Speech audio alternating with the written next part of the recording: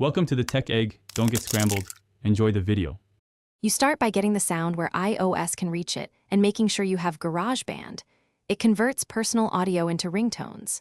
First, check the file is M4A, MP3, or OCC and saved in Files or Photos.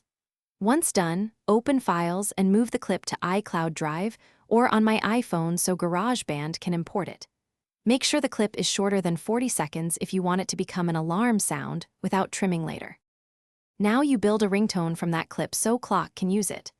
Open GarageBand and pick an instrument or audio recorder project, then tap the Loop browser and choose Files to import your sound, drag it into the timeline.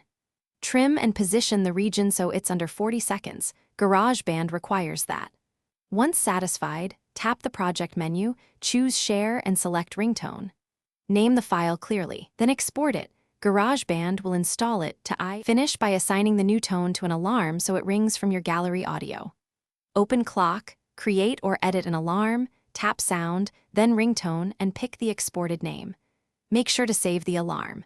If your tone doesn't appear, restart the iPhone and verify GarageBand exported the ringtone successfully. Also confirm the clip was under 40 seconds. For photos or video audio, first extract and save the clip into Files before repeating the GarageBand export process. Thanks for watching. Consider subscribing if I helped unscramble your problems.